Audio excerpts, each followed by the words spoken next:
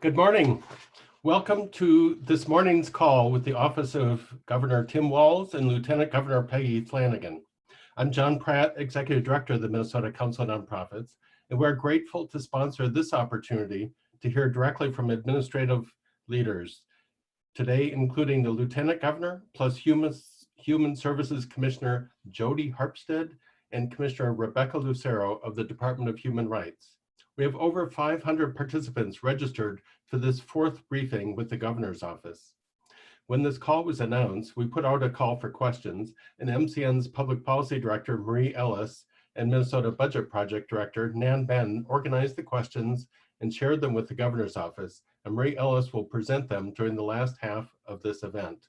You can also chat questions or comments in, although we certainly with this number of people, we won't be able to get to them all.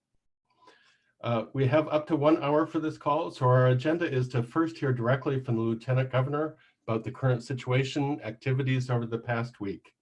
Nan Ben, Director of the Minnesota Budget Project, and I will give an update on some nonprofit and community impacts and what we've heard from our members and policy issues that will affect the nonprofit sector and the communities nonprofits serve.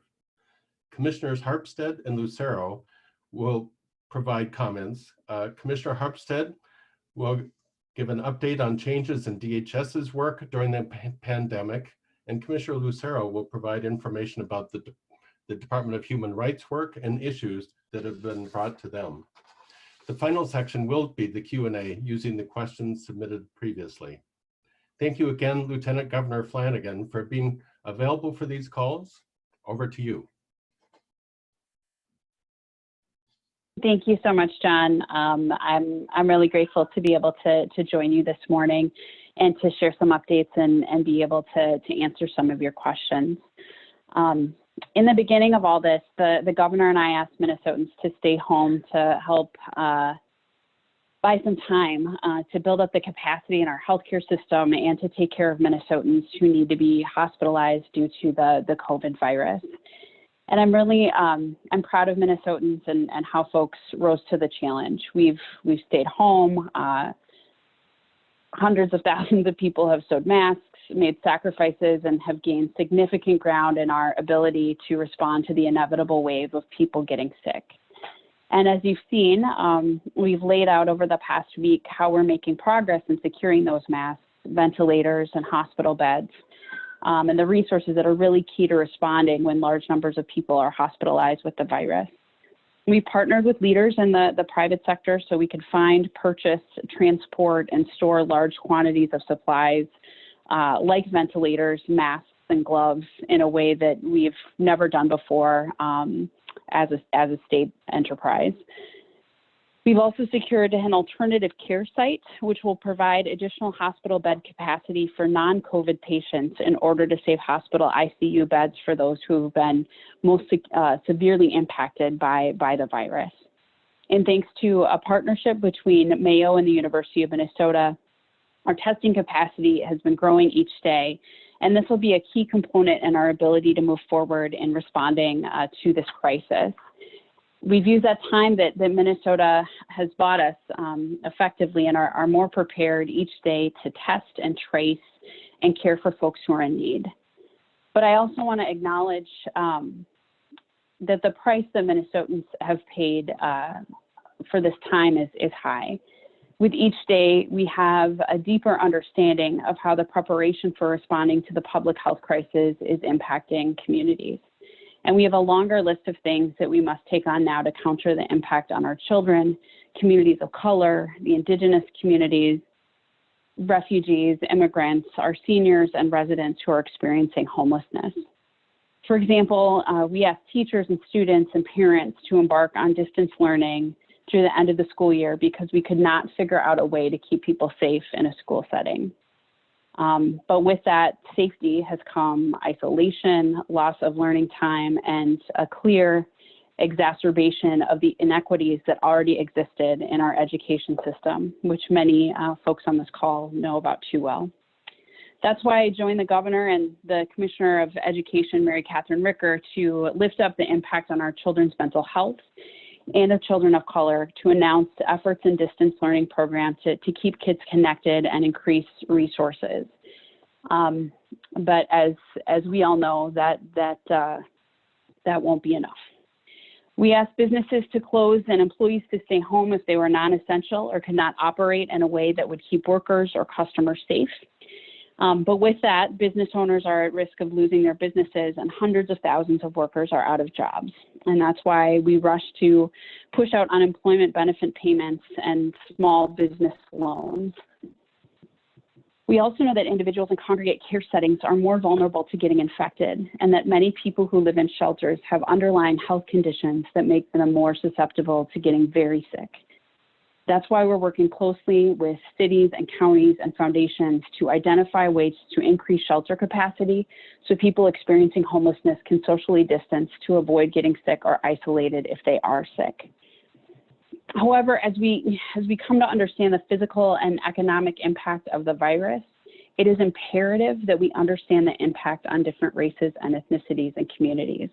That's why we are working to disaggregate the data being collected from everything from testing to deaths to unemployment insurance payments. We've been tracking the impact of the virus so that we can see when a community is disproportionately impacted and are sharing that data on our COVID website. And ultimately, it's because we measure what we value, and we want to be able to work in partnership with community and target effectively. Equally important to tracking this data by race is engaging impacted communities and crafting the plan for recovery. That's why we've launched the Community Resiliency and Recovery Work Group so that a team of people can engage the community in crafting culturally appropriate responses to the crisis. And Commissioner Rebecca Lucero of the Department of Human Rights is the chair of that work group, and she will provide more information on how community will guide us in building our resiliency and planning for recovery from this crisis. And I think, we've all heard this, that folks want to return or get back to normal. And for many of us, normal includes too many inequities as being an acceptable goal for our collective future. Instead, I know that I am, and I anticipate that many folks on this call are interested in committing to empowering communities to persevere through this crisis and build a future economy that is equitable, where we don't get back to normal, we get back to better, because normal wasn't working for so many of us. I know that nonprofit leaders share that vision, and I'm grateful for the partnership of the philanthropic community in making that a reality. But what I also just want to say here is that during my time as the executive director of Children's Defense Fund, during my time in the legislature, and now during my time as lieutenant governor, I can't tell you how incredibly frustrating it is, and I know many of you share the sentiment, that there are people in leadership and people who serve in the legislature who did not see the folks who are most vulnerable before this pandemic, do not see them now, and likely will not see them when it has come to an end. And so that is the work that we see before us. The callous responses that I've heard from folks, the answer that simply no, without seeing the humanity of real people, is the stuff that keeps me up at night, that fuels the fire in my belly and also brings tears to my eyes. And so as we're working here, I appreciate these calls because y'all are my people, but also we're going to need you, especially in the last 2 weeks of the legislative session, to push as hard as we possibly can to make the invisible visible to decision makers. So with that, John, I'll hand it back over to you.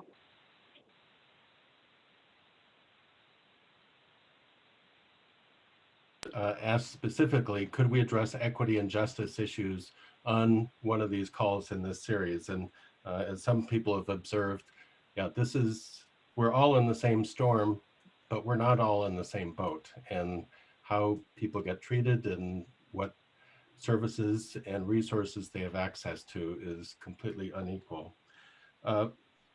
We want to, Nanban and I want to give sort of a little update on some of the additional issues facing nonprofits. And for those of people on this call, we have a lot of COVID-19 resources at MCN's website and are tracking sort of some of the ways nonprofit organizations as service providers and community advocates and employers in this economy are affected. Since our last call, we went through sort of the second round of the payroll protection loans. Many nonprofits were left out of the first round. Some were successful in this next round. There are several key issues I'll say a little bit more about, and we have a briefing this Friday, which will include Kate Barr from Propel Nonprofits, talking about the application process, what we know about it so far for forgiveness, and how the math will work on those PPP program loans. We've also engaged in continued advocacy on unemployment insurance. There's over 1,000 nonprofits here in Minnesota that were not included in the sort of the full support from the CARES Act, only included 50%, and they are the direct reimbursers. And this is an issue we brought up with DEED and the Minnesota Congressional Delegation, along with many of our national partners. We're also exploring nonprofit specific relief for organizations with more than 500 employees who are left out of the payroll protection plan. The Federal Reserve has their Main Street loans, which does not include nonprofits. And they've announced that their intention to create some kind of a Main Street loan facility that will be available to nonprofit organizations, recognizing that nonprofits are also key employers, key economic contributors in the nation. MCN has conducted a pulse survey of Minnesota nonprofits, got over 500 responses in partnership with the Federal Reserve Bank of Minneapolis, and we'll be releasing results on May 8th, looking at what level of disruption are nonprofits and the communities they serve experiencing, what are some of the sort of resources they went into this, and how do they anticipate both the impact and how long the recovery will take. We're doing a briefing. Kari Onestad, MCN's Director of Advancement, will be sharing those results.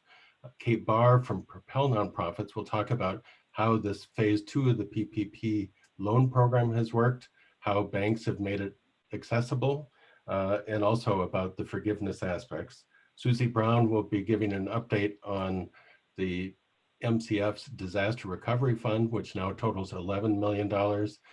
And we'll also hear from Terry Tao from Nexus Community Partners about sort of what does the recovery look like? How can it be equitable? How can it include everyone? We've also issued the 4th edition of the Grants Directory Special Edition, so getting free resources out to nonprofits about funding opportunities, both the Disaster Recovery Fund, but also quite a few Minnesota funders have stepped up, and we'll hear have more specifics available online through that directory. So Nan,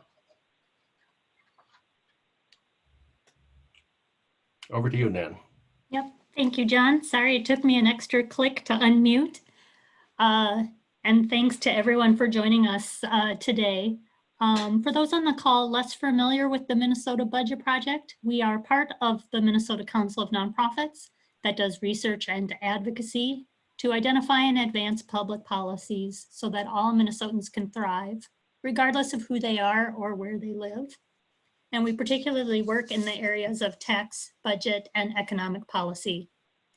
I want to thank Governor Walz, Lieutenant Governor Flanagan, and your administration, including Commissioners Harpstead and Lucero. We at MCN have been calling for an inclusive response to the pandemic that addresses both the health and economic security needs of all Minnesotans. And I know that your administration has been guided by similar themes. We agree with you that there's more work to be done to ensure that every one of us is getting the support they need to stay healthy and make ends meet. And as you said, lay the groundwork for a better Minnesota when we get through this.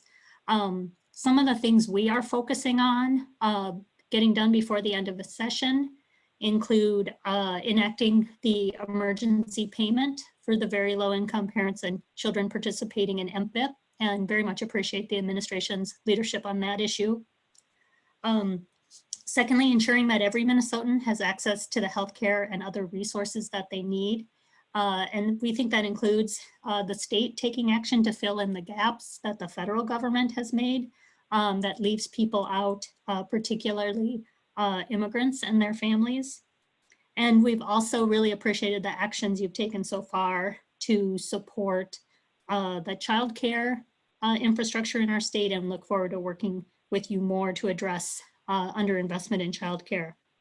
And I know you have heard from MCN and many nonprofits about other critical steps to take in the upcoming weeks. We know that tomorrow the state will release an updated budget projection, which will give a sense of how state revenues have been impacted by the pandemic and related economic disruption. Folks on the call looking for more information about that projection can find that on the Minnesota Budget Project website. But we strongly feel that the state's worsening revenue situation can't stop the state from taking the actions needed to ensure that all of our neighbors can get through these tough times. And that Minnesota has resources available to meet those pressing needs. We think it both reduces hardship and supports the economic recovery when we maintain funding for public services that Minnesotans count on and continue to take bold action to address the challenges before us. We think there's 3 important sources of revenues that will be needed to draw on this time to make sure that priorities are being met. First of all, federal funding for states is an important part of the picture. We appreciate the administration's advocacy on the importance of federal funding to states and additional funding for states. And we are working with nonprofits to get those voices in to our congressional delegation as well. Secondly, it's coming time to tap into the budget reserve. Minnesota has done a good job building that up, and it'll serve us well in these tough times. And then lastly, we think that fair revenues also need to be part of the resources we're drawing on. In the immediate near term, we can't afford to pass new tax cuts for those who are already doing well. And we also think it makes sense to ask those who are doing well still in this economy, including profitable corporations and high-income people, to do their part and shoulder more of the responsibility for funding the essential investments that are needed so that we can all get through this crisis and get started on the recovery. So those are some of the things we wanted to share from our vantage point, from what we're seeing in the community, and from the budget angle that we bring to these discussions.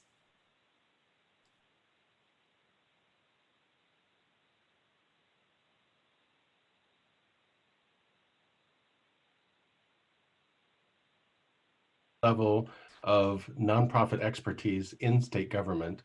And a big part of that is people who've had experience working on both sides of the desk of serving in leadership positions in nonprofits. And our next 2 commissioners we'll hear about clearly have served in many leadership positions in the nonprofit sector, and it is so crucial to have that expertise now. So first we'll hear from Commissioner Harpstead. Thank you very much. Can you hear me? Yes. Good, just checking that it was unmuted. So the Department of Human Services is doing lots and lots of listening to communities these days. I am doing lots of listening to communities, tribes on a regular basis, the NAACP last week, a whole group of PCAs on the front lines last week as well. And often after listening to groups in the evenings especially, I'm ending up making decisions differently the next day as we go on through our daily work. Just this morning, for example, we've extended refugee cash assistance, taking advantage of a recently promoted federal authority that allows us to do that. We are also working with our at-risk populations work group. That's a work group that's been stood up to really make sure we're taking care of people in non-medical congregate care settings and people who are serving people in homes. And we've been working to disaggregate our data. We've learned a lot from looking at the data. Our senior team has learned a lot, and our at-risk populations work group has learned a lot about the staff in all of these settings, as well as the people that they support, and the differentials that we can see as we look back on historic funding and support for different kinds of services. And we're learning a lot that we will take with us as we get out of COVID and back to a new normal. Our internal equity work also continues in the department as we continue to do our external work. Our new equity officer is with us every day on our conversations about waivers and that we're implementing and calling us to task when we brush over something lightly or forget a detail in terms of how this could affect different types of communities. So equity is woven into every single thing we're doing these days and all the decisions we're making under our waivers and recommendations under our executive order. And we are beginning to imagine what we call the biggest possibilities of COVID, how we can come out of this in a way that's not the same as it was before. And one of the things we have committed to is that the at-risk populations we are talking about now will be less at risk after COVID than they were going in. So we're just learning so much every day. We're grateful to everyone who's reached out to us, counties, tribes, advocates, and providers to tell us what the issues are and the things are that we need to consider to help everyone continue to serve all Minnesotans in the very best way through this emergency. Thanks again for inviting me to participate in today's call. Thank you, Commissioner. And next we have Commissioner Lucero from the Department of Human Rights. Welcome, Commissioner. Hi, good afternoon. Can you hear me okay? Yes.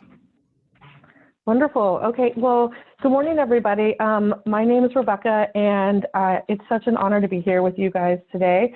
I just wanted to start with a note of tremendous gratitude to everyone doing this work every day. I feel like being a nonprofit leader is always so essential and such a challenge in normal times and extra challenging right now. And I just want to let you know how much I appreciate all that you're doing every day. Nonprofits are an essential part of the fabric of Minnesota, and all this work that we're talking about, we can't do without your tremendous partnership. So thank you for what you're doing. I am the commissioner for the Department of Human Rights. And, you know, it is a unique time right now. COVID-19 is taking up a lot of our time and effort and energy, and it's exposing what has always been true, that racism, xenophobia, and oppression is pervasive and persistent and deeply built into the systems around us.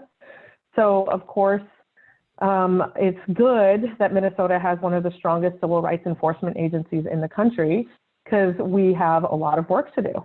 And I want to hit on two specific points. The first is has to do with discrimination helpline. It's an anti-discrimination helpline that Governor Tim Walz and Lieutenant Governor Flanagan launched on April 6th. The discrimination helpline's number is 1-833-454-0148. Again, that's 833-454-0148. And this helpline reinforces the state's efforts to protect the civil rights of Minnesotans. And it allows those who experience, or if you witness bias and discrimination, to report those incidents to the Minnesota Department of Human Rights. We're seeing a lot of trends come out of that. I think the one that gives me the most hope is a lot of bystander interventions. For instance, somebody being yelled at and chased at a grocery store because they were Asian by another customer, and a bystander stepping in and say, hey, that's not what Minnesota is about, and making sure that the person who was being harassed felt welcome and comfortable to continue shopping in the store. So we're being able to provide training and outreach opportunities because of what we're seeing there. So please feel free to share that information. If you go on our website, you can fill out a form, and it's actually up there in like 17 different languages, so you can share it all sorts of different ways.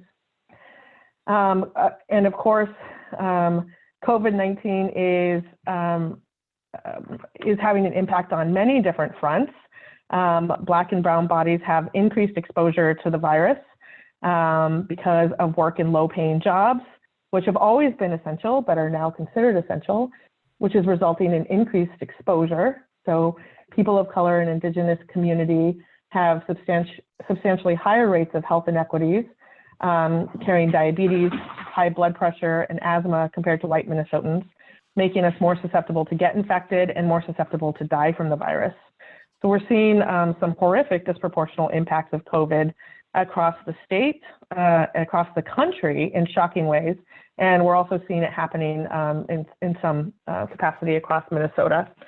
There are also results of COVID when it comes to basically this economic tsunami that's already here for many families and heading this way. I appreciated, John Pratt, your comment about how we're all in the same storm, but in very different boats. Right now, I think it's 26% of people of color and Indigenous folks have applied for UI benefits. And so we have a huge concern with what's to come in the coming days and weeks ahead. And that is why, as Lieutenant Governor Flanagan mentioned, on April 17th, the governor and lieutenant governor announced the formation of the interagency work group dedicated specifically to community resiliency and recovery. The work group's scope is to develop and implement near and long-term strategies and guidance within the state to best support recovery and resiliency with intentional focus on Black, Latinx, Asian community members, people of color, tribal nations that share their geography within Minnesota, Indigenous communities, and immigrants, including undocumented communities, mixed status families, and refugees. And of course, while this work group is specifically focused around race and national origin, it's intended to bring greater justice to all of our complex intersectional identities. The work is intended to help develop systems that heal and to help demonstrate how deeply interconnected we all are. So this is obviously work that will live well past this moment. And so it's something that all of us will be part of, all the agencies, all businesses, all nonprofits will be part of. So I really appreciate all the work that everyone's doing to raise this and prioritize this, and we'll be working on this in the days and weeks to come. I look forward to talking more about it through this session today. Thank you very much. Thank you, Commissioner. Marie Ellis is going to share some questions and comments that have come in over the past week. Marie? Thank you. Hi, everyone. It's good to be with you again. Just want to flag something that John had mentioned. All three of the elected and appointed officials who are joining us today have really strong ties to the nonprofit sector. Lieutenant Governor Flanagan and Commissioner Harpstead have both led nonprofit organizations, and Commissioner Lucero used to be the public policy director here at MCN. So it worked out very well for me that she was appointed commissioner. And I think all of our panelists are joining us by phone rather than computer, so cannot see the chat. And so I just wanted to flag for Lieutenant Governor Flanagan that you got a shout out from Meg Litz, who says, "Thank you, Lieutenant Governor Flanagan, for naming why normal should not be our goal." And I think a lot of us on the call share that sentiment. For anyone who's new to these calls, the questions that I will be asking came from all of you. Sometimes we reword them to combine multiple questions on the same topic. If you have questions for next week's call, you can put them in the chat or use the Survey Monkey that you'll find on the registration page for next week's call. And that call, sorry, I shouldn't say next week, the call in 2 weeks. And that call will focus on issues most impacting Greater Minnesota related to COVID-19. Now, today is May 4th, which of course is Star Wars Day. So I thought about submitting my own question about whether Star Wars can teach us anything about racial and gender equity. But I decided we had more pressing things to discuss. So, we'll leave that for social media. I have a couple of follow-up questions actually from what you all were saying, but I'm going to start with the questions that we had prepared. And if we have time, I'll go back to those follow-up questions.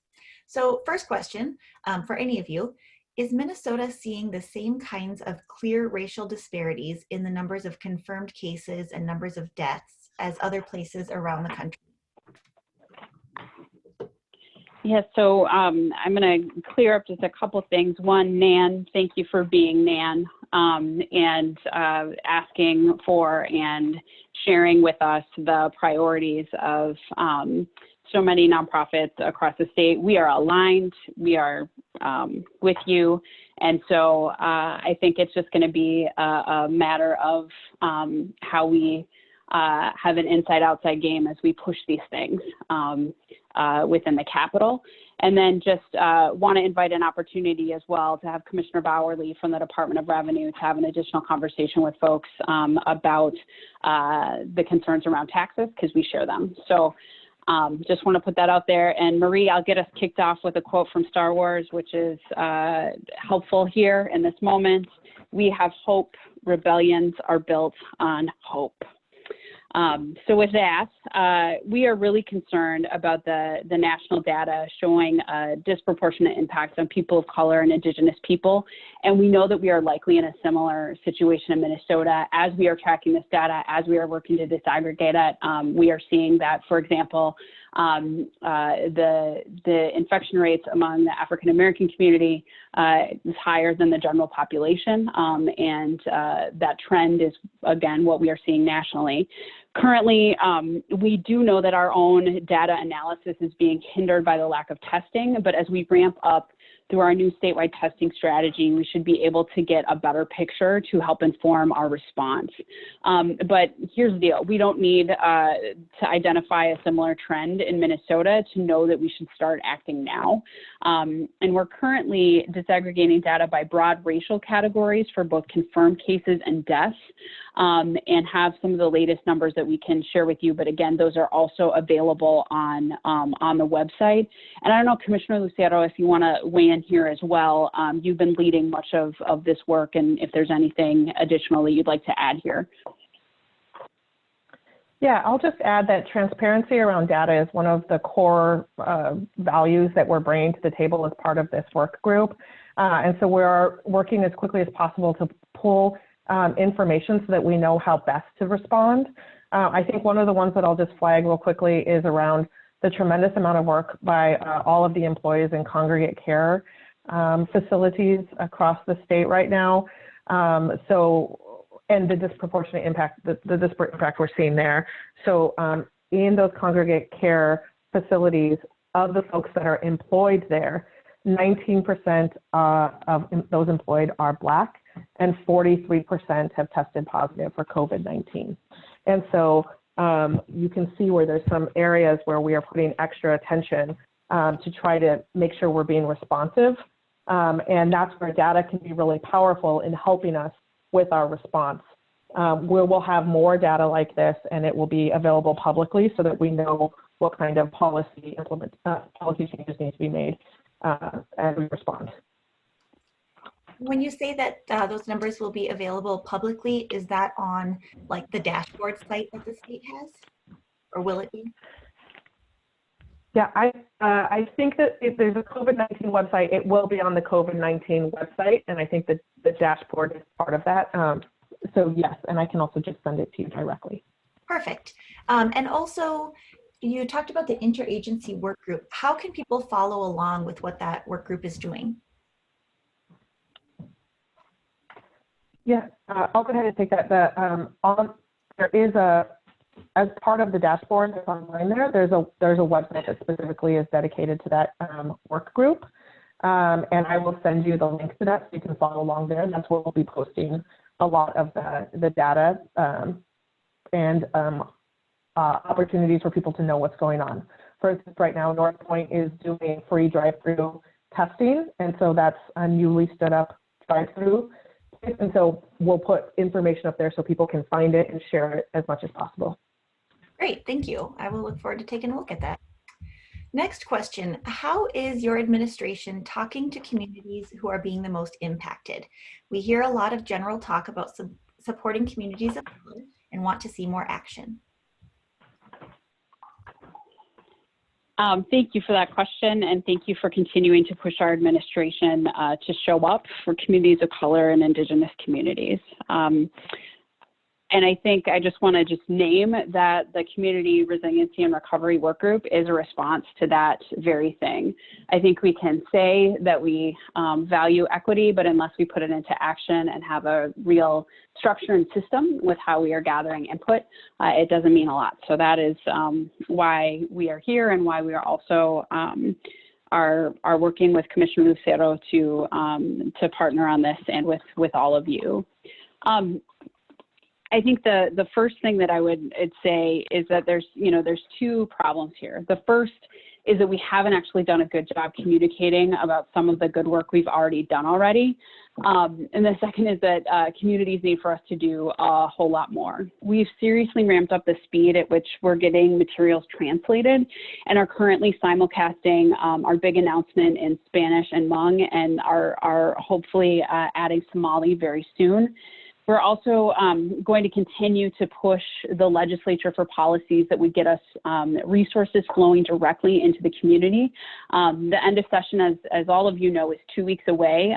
So please join us in supporting bills like Senator Franzen and Representative Gomez's bill, which would provide assistance to those who are missed by the existing state federal efforts.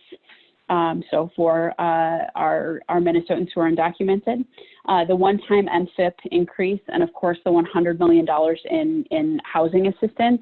And then I would just also say this, that we need your thoughts and ideas here as well. I don't feel comfortable with us simply leading the way. We need nonprofits to partner with us and to bring solutions that we can then work to implement either through the legislature or also on the state agency side. So I also wanted to just give an opportunity for Commissioner Harpstead to weigh in here as well. And then also Commissioner Lucero can go into just a little bit more detail with the CRR working group. So Commissioner Harpstead. Yes, thank you so much. So first of all, our healthcare administration, in addition to making sure that Minnesota Care and medical assistance beneficiaries would not have to go through any re-enrollment throughout COVID. So anyone who started this period on those two health programs can remain on them throughout and not have to worry about renewing their eligibility. The Healthcare Administration is also holding weekly community calls to listen and understand additional needs. Those calls are on Thursday from 10 to 11. And questions may be submitted in advance. Hopefully the Minnesota Council of Nonprofits can make sure people have the email address to send questions in to that and to get information on those calls. The Refugee Program Office is also hosting a number of interagency calls with DEED, the Department of Education, and MDH to the refugee provider networks to update and take questions. Those calls we held last Tuesday and included translations in Swahili, and on Friday in Anuak. And future calls in other languages are also being coordinated. So those are some of the things that we're doing in DHS to be sure we're listening and understanding the needs of the communities. Thank you. Yeah, this is Rebecca. I will just add and build off of the comments of Lieutenant Governor Flanagan around the importance of really lifting up this moment here at the end of session. I think that it's always challenging to know how to engage with legislators even during a typical session. A COVID session is taking it to a new extreme right now. There are 2 weeks left, and there is a lot of action that we'd really like to see, and that the governor, lieutenant governor are really trying to show real leadership on, and need the support of the Senate and the House to move bills forward on. And so now is a time when you're sitting there saying, how do I engage with the House and Senate? How do I engage with the governor's office to be really, to make sure that your values are being shared, not just in this call today, but also to legislators across the board, whether we're talking about rent subsidy bills, MFIP payments, equity and bonding, which is a really important part of the bonding bill that's being discussed, or that I think that Franzen bill is Senate File 4540, which really gets at a whole lot of folks who are left out of the stimulus package from the federal level. And so these are real specific actions that we would like to see taken and would like to be part of, and could really use your partnership and support on that. There are a few other things that I just really want to hit on. There are 1,200 sites that are testing across the state. Of those 1,200 sites, we're doing a deep dive into those 1,200 sites to make sure that they're in places that are actually accessible to communities and are really that people feel comfortable and can get to comfortably. So for instance, if you are required to call in to get tested, but the only language that it's available in is in English, then it's not going to be accessible. So we're looking at it from the very beginning to the end to make sure that community can access these sites. So those are things that we can control and we can control today. And we're making changes minute by minute to try to make sure that folks can get the testing that they need. That's going to be an important part of the recovery, is just even knowing what's going on. And as we do the work to ramp up testing, that's going to be important. And then, of course, we also have some upcoming information coming up about the budget, and the Community Resiliency and Recovery Group is going to be looking hard at that in partnership with everyone to really make sure that as we're looking at the budget moving forward, and I know this is something that Nan, you touched on there, that we're making sure that we're talking about the budget and we're not doing anything on the backs of those that are the most vulnerable. And that's going to be really important moving forward. And so you'll be hearing from us a lot on that in the coming weeks, I'm sure. Thank you. Sorry about that. I stepped away for a minute. Okay, I'm not supposed to apologize. I stepped away for a minute. It sounded like my son was choking on something, but he's fine. So just get the old heart rate up. Thank you, all of you, and particularly for mentioning the bill authored by Senator Franzen and Representative Gomez. The Budget Project and MCN are both signed on as supporters of that bill. I think that question and talk about this interagency work group get us a little ways into the future. This next question really gets us even farther into the future. COVID-19 has illustrated that long-standing institutional and structural inequities cannot be addressed in a haphazard or piecemeal manner. What will you do to ensure an equity analysis is baked into the DNA of state government to ensure persistent inequities are combated? So this question gets to I think really the core of why I do the work, and I think why Commissioner Lucero and Commissioner Harpstead also do this work. The short answer is that we will need to keep making noise and pushing our state government to think differently and to do differently moving forward. The long answer is that, you know, we've thought about this a lot, and in a large complex system like state government, it's full of people who are knowingly and unknowingly committed to perpetuating institutional racism. And it's going to take a lot of effort. Even as the Lieutenant Governor, you know, I work within a system that was not created by my community, for my community, or with my community, but in many instances was created to destroy my community. And you know, even now there's a statue of Newt Nelson that is outside of my office, which was the senator who was the author of the Nelson Act, used to remove all Indigenous people in Minnesota and to place them at White Earth. He was not successful, but yet we still have a statue to him on the front lawn right outside my office. So I just want to just like name it. This system, it's going to take a lot of us. We have, you know, we know that we are not just baking a whole new cake, but we're trying to change behavior that has decades of forward momentum. We've really tried to put leaders in place who are unafraid to acknowledge and address these inequities. Our Chief Inclusion Officer, Chris Taylor, is working with our state agencies to create lasting environments for all employees, and our administration wants to support bold action that is really grounded in engagement with community. And as we enter what is certain to be a really difficult time of reduced revenues, we are going to need all of us to push for holistic change. And please know that we want to be partners in eliminating the persistent inequities that our state faces. And to Commissioner Lucero's point previously, that there are going to be, and there already are, calls from Washington for, you know, us to be more fiscally disciplined. And what that actually means is to cut the hell out of programs that support the most vulnerable folks in the community. And so we will all need to be aligned to push back on that tremendously, while also trying to center the dismantling of racist systems, and doing that in the face of folks who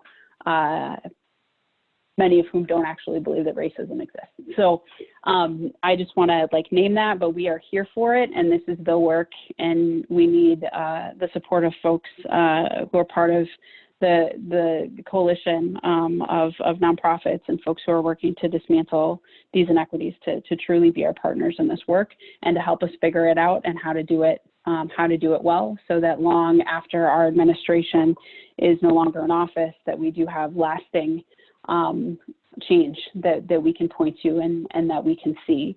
And part of the way we do that is through this community resiliency and recovery work group, as well as our community advisors who are part of that, many of whom I'm sure are already on this call. Thank you. Commissioners, do you want to add anything? Otherwise, I can certainly move on to the next question. All right, I will move on. The questioner of this one, this is a bold question, and I'm a big fan of bold advocacy questions. The questioner says, right now I'm helping advocate for families who are immigrants and refugees working in food processing facilities who are not being allowed to stay home without a doctor's note. Mothers and elderly people who are choosing to stay home to care for sick families or who themselves are seeking diagnosis are experiencing penalties for staying home. Is the governor interested and available to talk to this community? And can we connect with you? And can we connect you to this contact to make this happen?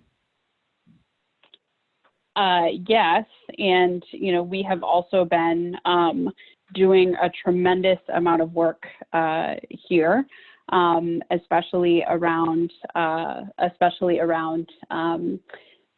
the challenges that are being faced by workers at the JBS plant in Worthington. And I just want to be very clear that we know that there are folks who are willing to take advantage of workers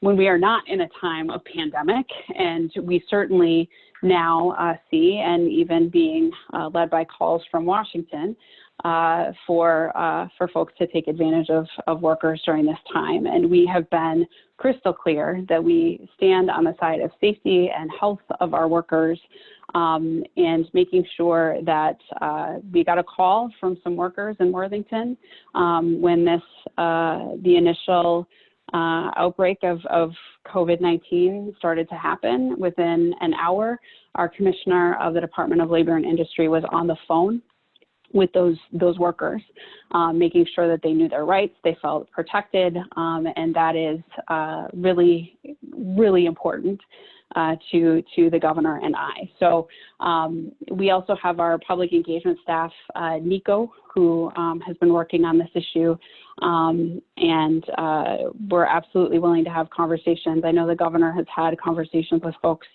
and workers directly over the last couple of weeks as well, and would certainly welcome any additional conversations there.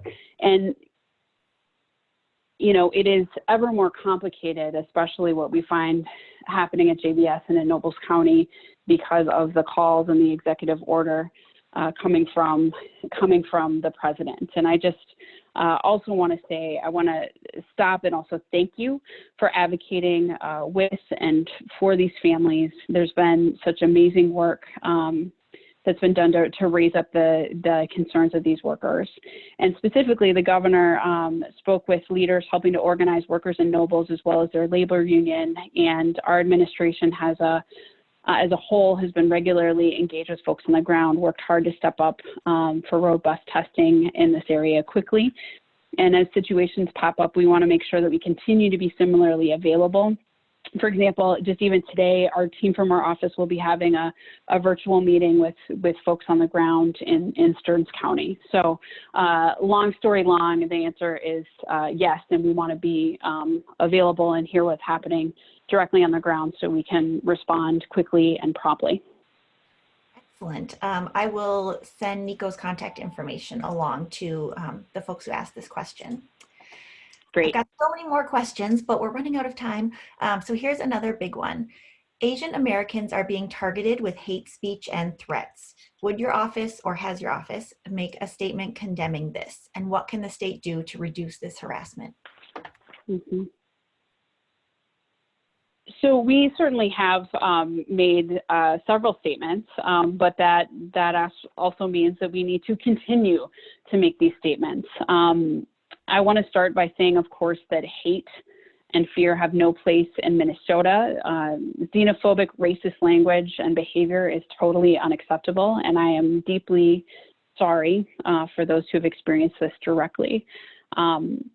We stand with the Asian community, and everyone deserves to feel safe and valued. And in response to increased incidents and discrimination and bias, the Minnesota Department of Human Rights, as Commissioner Lucero mentioned before, has launched a discrimination helpline. But Commissioner, I'm wondering if you could also just speak to this more.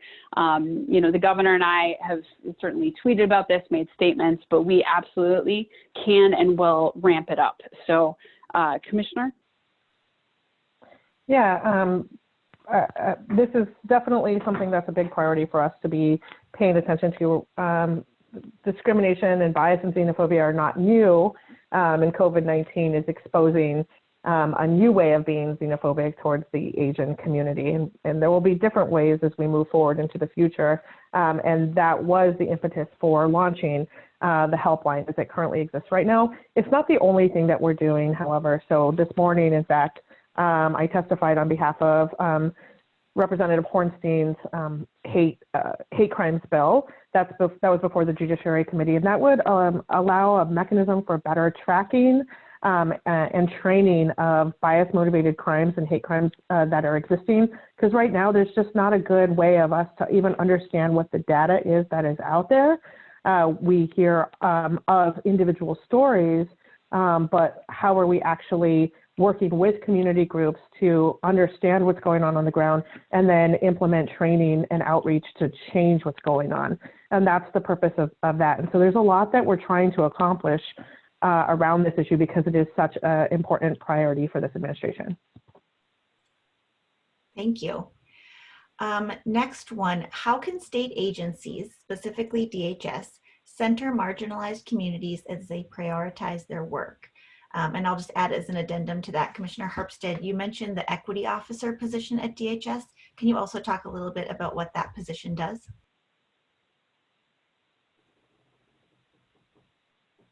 Yes, thank you very much. I hired a new equity officer at the Department of Human Services about 3 weeks before we all went home for COVID. Dr. Karen McKinney comes to us from Bethel University, where she's been engaged in work at the college, but also doing consulting work in helping people become anti-racist organizations. And now she's come in actually at the request of the equity leads that we had throughout the department in different places, asking to have someone come in to organize a DHS-wide effort to have train everyone in equity issues and help us all become smarter and more aware. So her specialty in the past has been anti-racism training. She's also working now to work with all of our employee resource groups and understand the work that's already going on about understanding the GLBTQ community and disability accommodations work and tribal state relations training and all of that. And she's putting all that together into a comprehensive plan to make sure that everyone at the Department of Human Services has an opportunity to learn more and to question our own bias and to understand the institutional racism that may exist in our work. And we're learning a lot from her already. Our internal equity work continues while we are dealing with the COVID crisis. Our employee resource groups continue to meet, and we are really examining everything that we do at the Department of Human Services through a racial equity lens. And I'm pretty proud of how far we've come in a short time. Lots and lots of work left to do, and eager to continue to do that now and beyond COVID. Thank you. And my last question is a pretty specific one that just came in through the chat. When the stay-at-home order is lifted, will the peacetime emergency also be lifted? Some public COVID-19 funding we've received expires 60 days after the peacetime emergency is lifted, and we're trying to get a feel for what determines when that peacetime emergency is lifted.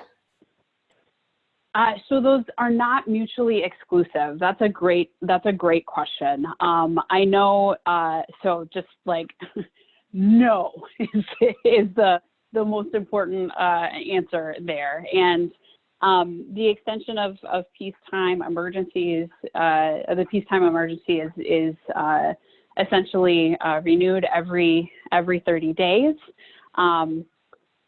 We find ourselves in an interesting, and I use that in the most Minnesotan way possible, conversation now about the bonding bill and the extension of emergency powers. And but I have to just say that we are laser focused again on the health and safety of Minnesotans. That includes making sure that people can get back to work safely, but also that we can begin to also create infrastructure in our economy. That bonding bill is really critical to that, and especially as Commissioner Lucero lifted up the equity in bonding, which we think is really important to center and to as one of the really key ways that we can actually have tangible strategies to dismantle racist systems. So I'm just really, again, grateful for all of your advocacy and in the last couple of weeks here of session. But no, those are not mutually exclusive, and we can also send additional information to you, Marie, to share with members, so that folks can adequately prepare for their organizations. Great. Both in the coming to the end of the stay-at-home order, but also as we anticipate to when the emergency powers would end as well. Thank you. I think that will be helpful. And so, you know, when we're talking about equity and bonding, I often use your analogy that bonding is like a secret handshake. And I think it's very helpful for people understanding what it is. That's right. And just quickly, what I mean by that, there are a bunch of like good old folks who know how this works. And there's a bunch of people who don't know how it works. And to be honest, like I didn't actually understand it until I became a legislator. That's a problem. So the more that we can have, and essentially the equity in bonding just requires that as we're giving, you know, essentially giving folks dollars to do these projects, that they have to hire in an equitable way, which just seems like the bare minimum of a requirement, but we need your help in moving it through. Well, we certainly agree. And we had hopes as well that there could be some additional cash funding in the bonding bill for specific projects in BIPOC communities, but given the reality with COVID-19, that may not be possible, but there are things like what you just talked about that certainly are still possible. Yep, and keep pushing. In 2 weeks, you know, it's in the final moments that a lot of those deals get done, so keep pushing and asking for, you know, for the projects that you believe in. Indeed, thank you. There are a lot of questions that we received that we didn't get to. I'll save them in case we have time in 2 weeks, but I do just want to note for folks who submitted those questions, often we want answers, but we also want to make sure that the issues we're talking about are being noticed as issues. So to that end, everyone on the call has received all the questions that we put together. So if you submitted more questions about specific relief for undocumented immigrants, or about homeless shelters or community health workers, guidelines at homeless shelters, know that those questions did make their way to our guests today, but did not quite make their way onto the phone call. With that, I will end and turn it back to John. Thank you again for joining us today and for all of your communications to the sector, and may the 4th be with you. Well said, Marie.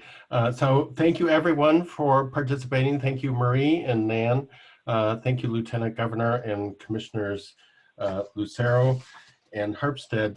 The MCN, like other organizations, has been affected by the end of large public events and stay-at-home orders. Fortunately, we have canceled many of our conferences, but also our finance conference actually went from 350 participants to 550 over the process of the stay-at-home order. So some things can be done virtually, and MCN aims to be continue to be a strong support organization on the public policy side, as well as cost savings and technical assistance and education. So let me mention these last couple of events. May 8th, this Friday, is our briefing with the results of the survey with the Federal Reserve, and also hearing from Kate Barr about what has happened so far with the PPP loans. Then on May 22nd, we're doing a funding update on funding available for nonprofits through COVID-19. And then of course, May 18th, our next briefing with the governor and lieutenant governor's office focused on greater Minnesota. And I think we just sent out a link, or in the chat was a link of how to register for that. So thank you everyone for participating, and hope to see you again in 2 weeks.